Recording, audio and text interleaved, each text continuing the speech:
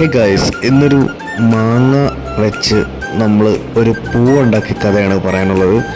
അപ്പോൾ പുറത്തെ മാവിൽ നിന്ന് 2 മാങ്ങ കിട്ടി, പഴുത്തിട്ടുണ്ട് കേട്ടോ. നമ്മൾ ഈ മാങ്ങ വെച്ച് അച്ചാറൊക്കെ ഇട്ടതായിരുന്നു. ആ മാവിലെ മാങ്ങ മൊത്തം പഴുത്തുണ്ട്. അപ്പോൾ നമ്മൾ പാരിതോഷിൻ്റെ അടുത്ത് കൊണ്ട് കൊടുത്തു. പാരിതോഷം സെറ്റ് ചെയ്താട്ടെ ആദ്യം തന്നെ കയ്യിൽ പോയി. പിന്നെ പാരിതോഷ് മെല്ലെ മാങ്ങ കട്ട് ചെയ്യാൻ തുടങ്ങി. ഇതെങ്ങനെ ഒരു പൂവായിട്ട് മാറുന്നു എന്നുള്ളതാണ് നമ്മുടെ സ്റ്റോറി. അതുപോലെ തന്നെ ഈ മാങ്ങ ഞാനാണെങ്കിൽ മൊത്തത്തിലൊരു കഷ്ണം കഴിച്ച് ഒന്ന് സാറ്റിസ്ഫൈ ആവുന്നുണ്ട്. അപ്പോൾ ഇതാണ് നമ്മുടെ പൂ. നോക്കി ജസ്റ്റ് റോൾ ചെയ്ത് കട്ട് ചെയ്ത് പുള്ളി അടിപൊളിയാക്കി ഇങ്ങനെ ചെയ്തു. ഈ ഷെഫുമാർക്കൊക്കെ ഉള്ളൊരു പ്രത്യേക കഴിവാട്ടത്.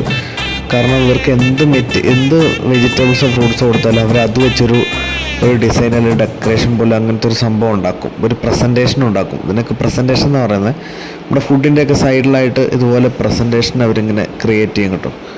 അപ്പം ഇതും ഞാൻ നേരത്തെ പറഞ്ഞ പോലെ ഉള്ളൊരു സംഭവമാണ് പുള്ളി കട്ട് ചെയ്തുകൊണ്ടിരിക്കുന്നത്. ആദ്യം നമ്മൾ പൂവുണ്ടാക്കി. ഇപ്പോൾ പുള്ളി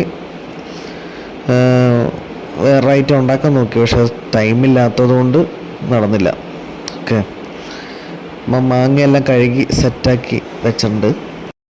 അപ്പം കണ്ടല്ലോ, ഇതാണ് നമ്മുടെ പഴുത്ത മാങ്ങ കേട്ടോ. നല്ല കിടിലൻ ടേസ്റ്റാണ്, അടിപൊളി ടേസ്റ്റായിരുന്നു കേട്ടോ. അപ്പം ഞാൻ ഈ തലയിൽ വെച്ചേക്കണ സാധനം ഇത് ക്യാപ്പാട്ടോ. കാരണം കിച്ചൺ എന്ന് പറയുന്നൊരു ഇതിൻ്റെ ഉള്ളിലേക്ക് കയറുമ്പോൾ നമ്മൾ ഒരു ഏരിയയിലേക്ക് കയറുമ്പോൾ നമ്മൾ ക്യാപ്പ് മസ്റ്റായിട്ട് ഹെയറിലിടണം, അല്ലെങ്കിൽ നമ്മുടെ ഹെയറൊക്കെ പറന്ന് ഫുഡിലേക്ക് കയറും കേട്ടോ.